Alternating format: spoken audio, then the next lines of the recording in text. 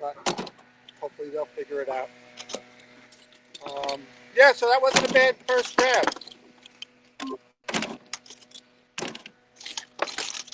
How many total are you going to be able to keep out of that grab?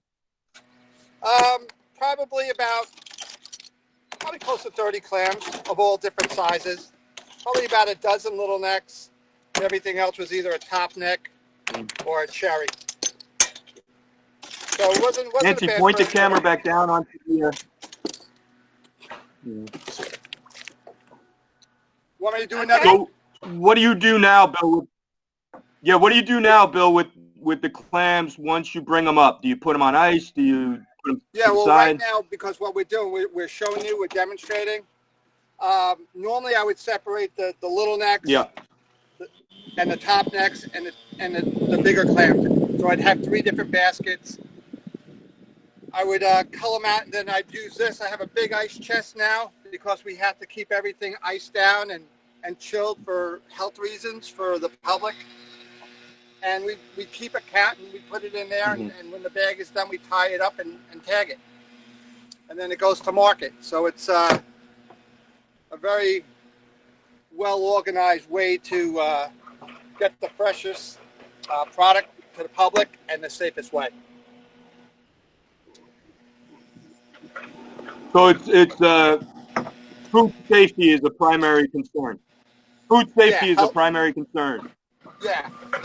And we got to do that because the water, there's different things in the water. There's a virus or a bacteria called Vibrio, which, could affect some people where you have stomach issues for, a few days, maybe up to a week, 2 weeks. So we're trying to avoid that by keeping it at a very cool temperature at probably 50 degrees so that the virus doesn't grow inside. And we're having good results with that. It's when it sits out in the sun for a long period of time, that's when it gets out of control. So we have to go and cull out after each grab to avoid that situation, which, slows us down, but what we have to do. And we have to carry ice. I got this is all ice in here, covered up. Got bags of ice that, we have to have on board to keep everything cold. So it's more work.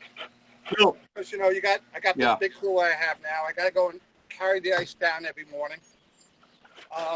And we have to keep it continually ice until we go to market.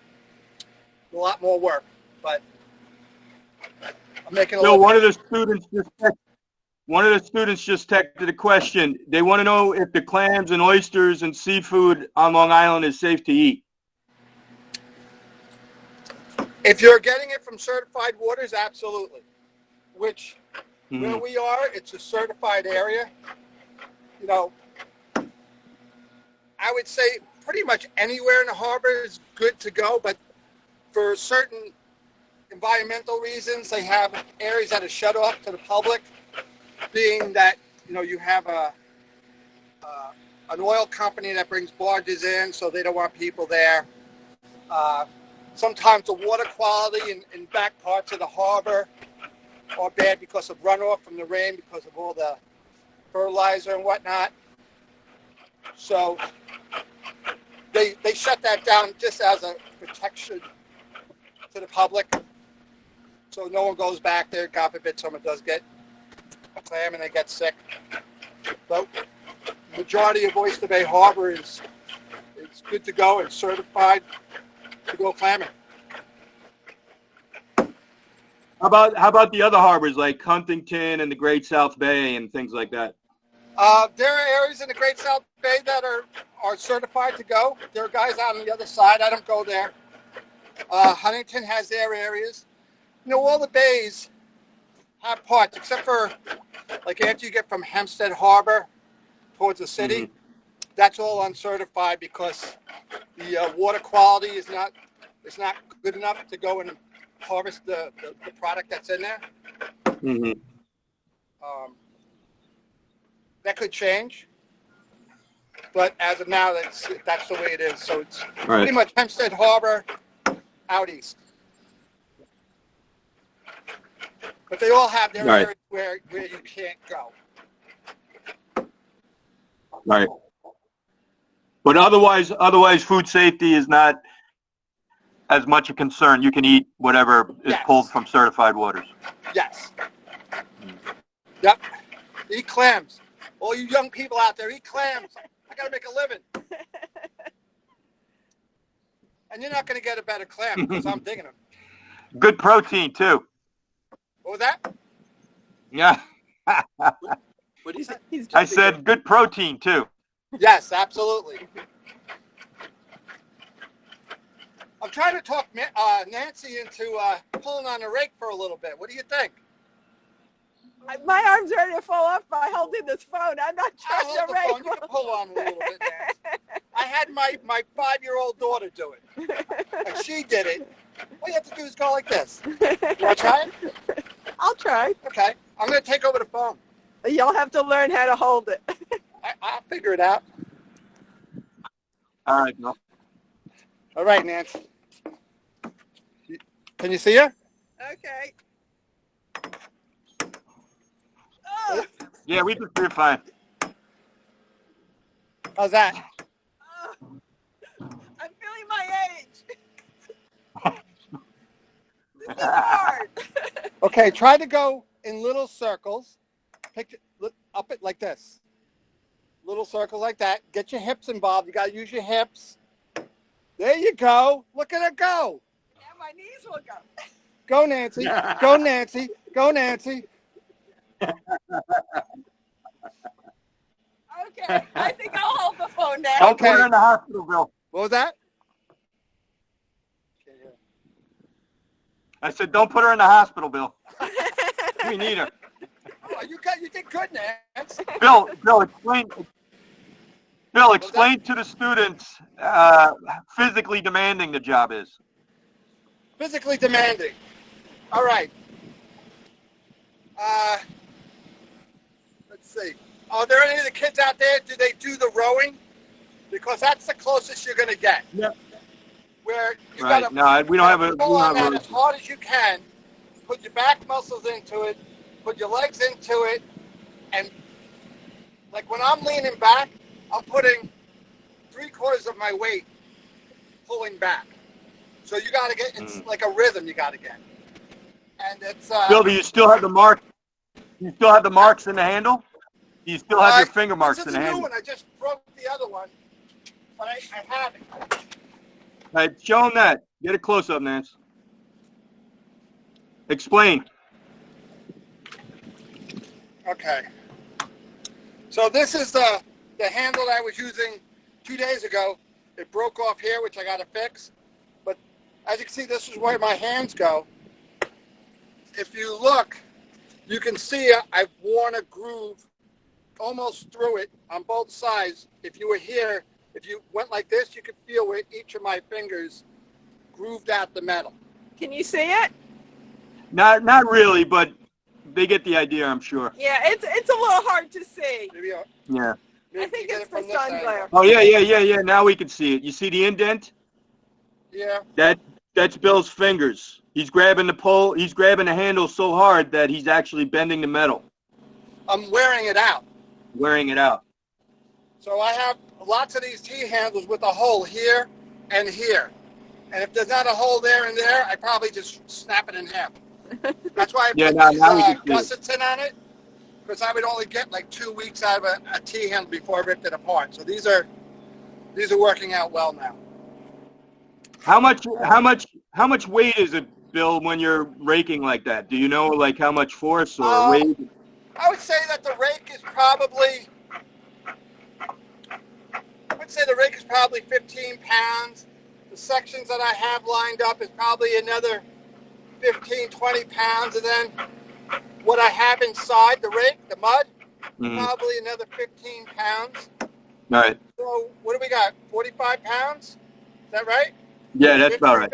About 45 pounds, but this is a short setup, meaning that it's in shallow water. when I go out to deeper water, I pull a bigger rig, which is that one over there. It's twice the size of this, and the water's 3 times deeper than where we are now. 40 foot of water, sometimes 50 foot of water. So all that, the rig head probably weighs close to 35 pounds. The section and everything, it's probably close to 100 pounds that you're muscling up and down. You hear that? Not moving. John, are you there? Are you there? How many hours? The students want to know how many hours is he out on the water? How many hours are you out on the water? What's a typical day? A typical day of clamming is probably anywhere between 6 and 8 hours. Wow. Different times of the season, it could be from 6 o'clock until 8 o'clock at night, depending upon if we're checking traps. If we're checking nail traps, it's a long day. We're doing conch traps, that's a long day. So it could be from 6 o'clock, where I'd work for the 6 to 8 hours, and then we do another 4 or 5 hours just checking the traps. Do you have any traps that are in the water right now? I have one that I couldn't find the other day. I found it this morning. Oh. So I left that in the water so we can go and check that. It's across the way. What? Okay, because it's almost 11:30. Okay. And some of the students have to leave at 11:30. Where are they going to go? I'm here. Can't leave me. Right? I'm part of them. Either they get an A or a D, right? Listen, One of the other things, let's see, hey, Nancy. What he's got, and then we can go Okay. over there. Hey, Bill? Yeah. One of the teachers online, Steve Finkelstein, wants to know what the students and what Long Islanders in general can do to support healthy bays on Long Island. Healthy bays? Try to talk your parents and not to fertilize everything on the grass. You see garbage on the beach? Take the 2 seconds and pick it up. Throw it in the garbage. Pretty much basic stuff. It's easy, It only takes 2 seconds to go and pick up a piece of plastic off the ground or off the beach and put it in the garbage. Now, can everybody see the rake? No, go down a little bit. There you go. How about that? That's much better. All right. So this is Nancy's grab. I gave it a little help, but I figure she caught the rocks. So let's see what she got.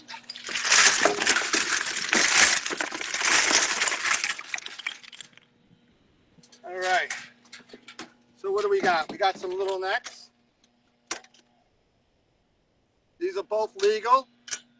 Just a little different size, but they're all little necks. This is a neck.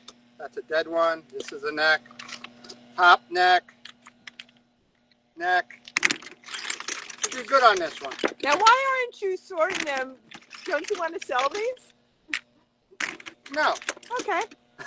No, either I'm going to throw some of them back or I'm going to give them to you.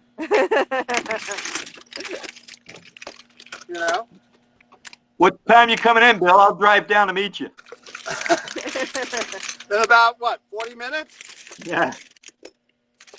Sure, Bill, Nancy, Bill, a lot of the students are asking about what has been the impact of the COVID-19 pandemic on your ability to work, and also what do you think the foreseeable future will bring? Okay. Well, it for the first time in my life, I was essential. So, Yeah.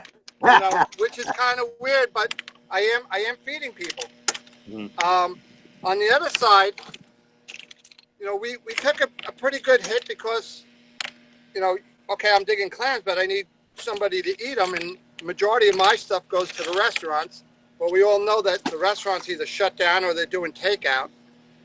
And I believe, as much as I love clams, if you have a choice of eating meat, chicken, or clams, you're going to go with what's more affordable. These are are a little expensive and you don't get as much, but people are buying, so which is good.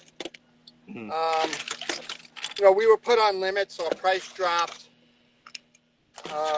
In the foreseeable future, I hope it gets better. I mean, we might be like this for a while, and we'll pretty much a bayman takes it day by day, and we'll figure out some way to survive. If people need clams to eat, we'll get them to them. People call me, I'll get the order. Just make sure it's more than 12. But Bill, can you hear me? Yep. Another student just texted in, does being a bayman help you appreciate the natural world and you want to protect it and things like that? Oh, yeah. Yes. Let me tell you something. This is the water and our environment.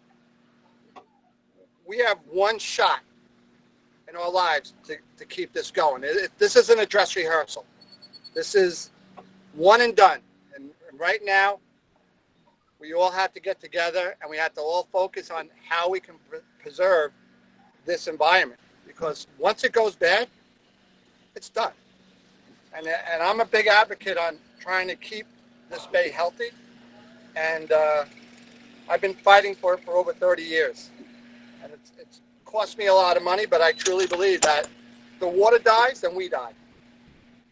Because we all come back to the water. I mean, anybody can go to the water and provide for their family one way or another.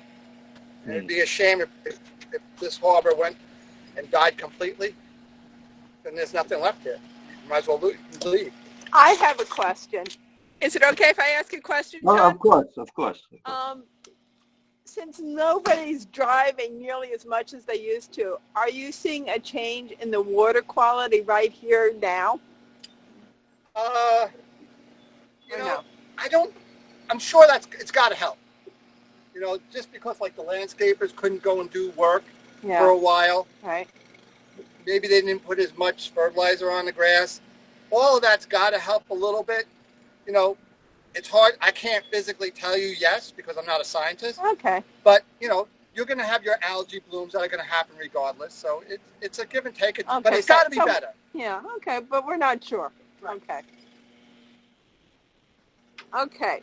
Bill, wait, Nancy. One more question, Bill. I just got another question texted in. What do you see as the biggest threat to Oyster Bay at this time? Environmentally. Well, I know I just opened a can of worms. We have an oyster company here that is operating.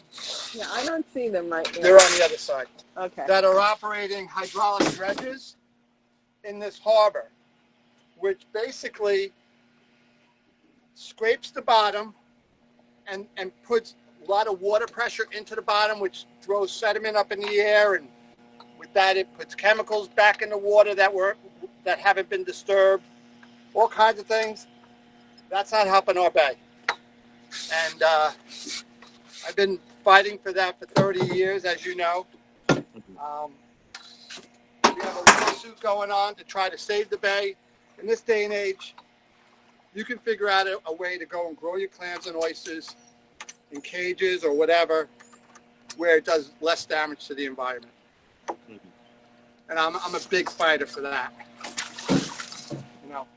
You see this as we only have one chance here. Do you see this as kind of a David and Goliath fight, Bill? Oh yeah, it's a David and Goliath fight.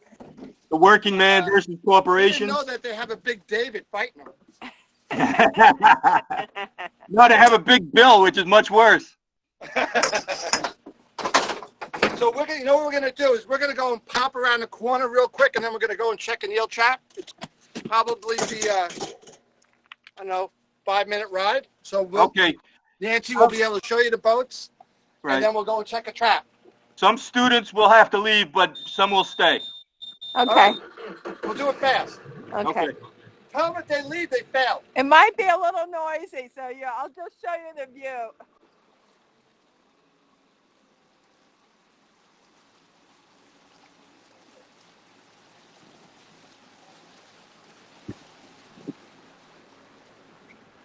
Hey, John, as always, this is totally cool. Thanks, Steve. Yeah, I didn't see it until this morning, so I quickly sent out the invitation to my APE students. Right. Zizi is here. He's in your class. Yeah, he's in my class. This is the first time I've seen him, though, so I'm happy. Yeah, that's funny. He's in my class, too, but he never seems to show up either. Busted.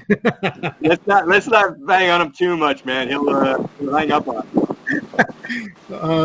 Steve, do you have questions? Steve, as a scientist, do you have questions for Nancy or Bill? I'm sorry? Do you have questions for Nancy or Bill? I just typed in one in the chat. Okay, Nancy, can you hear Steve? They might not hear you over the end. Yes. You hear Steve Finkelstein? Hi, Nancy. Hi, Steve. Nice to see you on the class. Yeah, it's great to see you In the too. distance is one of the Flowers Company's hydraulic boats. The little white one is the Glancy. That's a dredge boat. And that big square thing, that's We a can't see vacuum it. cleaner. That's vacuuming up the entire bottom and killing all baby fish and crabs. That's what we need to get out of here. Nancy, we can't see it. We can't see zoom? See if you can zoom in, Nancy. I don't know if you can with this. Can you? Okay, let me try. Oh. Yeah, we see it. Okay. So is that a hydraulic? The hydraulic boat is on the left, and this is the little dragger, more environmentally sensitive boat on the right. Is that a hydraulic harvester? The one that I'm looking at right now, that's a hydraulic dredge. That's a vacuum dredge. It's a vacuum dredge. Vacuuming up is what they call Okay? And this Can you explain what that does? The regular dredge, which is what they used to use. What does the vacuum do to the sea bottom? It's not good. They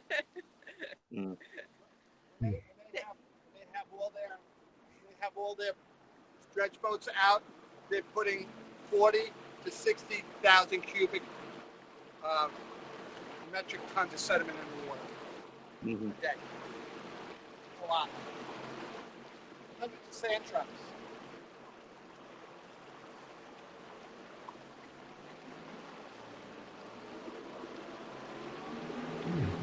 Now I'm going to talk to the students. So this is Oyster Bay Harbor, and this is where the individual baymen work. And as you guys know from watching the videos, they're in competition with the corporate baymen of the Flowers Corporation. And they feel the Flowers Corporation and these type of dredges are destroying the sea bottom because they're producing tremendous tons of sediment. And that sediment is settling on sea life and killing sea life. It's as if you take a big vacuum and suck up the bay bottom floor. So, what Bill's doing now is he's driving through some of the traps that he has laid out. And of course, today he's going to check his eel trap. Eel has a big market on Long Island, especially for sushi restaurants. And also, I know that a lot of Italian specialty stores buy them up. So there is a huge market for eels on Long Island.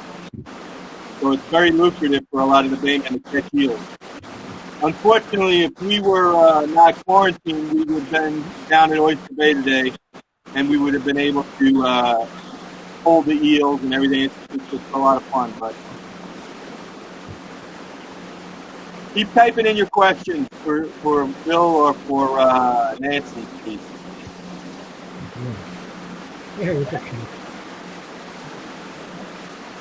Yeah, I need to stick plugged in. Yeah, no, I'm fine. Thank you. Thanks.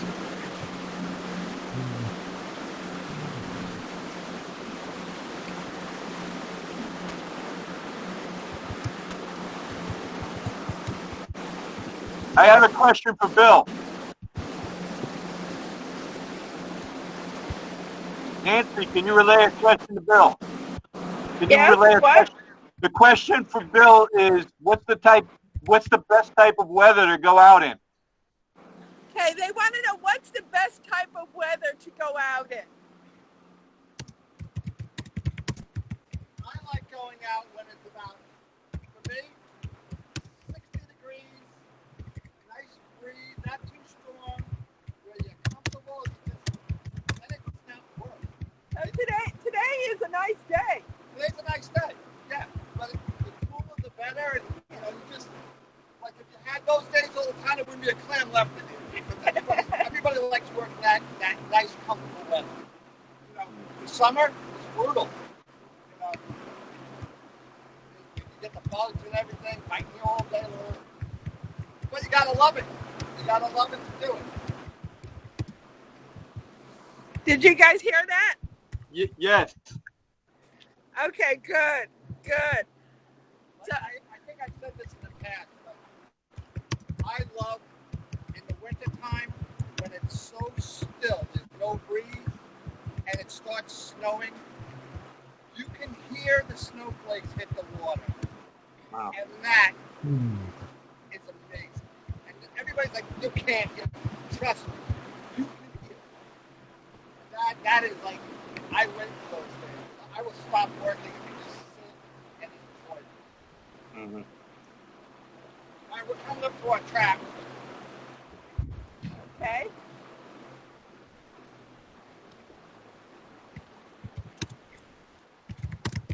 All right, just talk us through what you're doing, Bill. This was one of the eel traps I couldn't find the other day. And I looked for it today. I said, you know what? We're going to go and... Okay, we got to pull it now because their class is over actually. But It's all right. Just It's better. Wait, and there's more. No. Look, show us, Nance. Get back to the video. You have to wait 2 seconds. Coming up to the trap now. Nancy, can you go back to the video? Uh-oh. There you go. My battery is down. All right, let's see if he got any eels, and then we got to go. Can you see him? Yes, I can you can. see him. Okay. We're pulling it up now. All Here we right. go. Wow. How many you got, Bill? I see stuffing. You see him? Not Can you really. see? You can't see him. Take one out if you can. Yeah, let's open it up. Can you see now? Yeah, we could see the trap.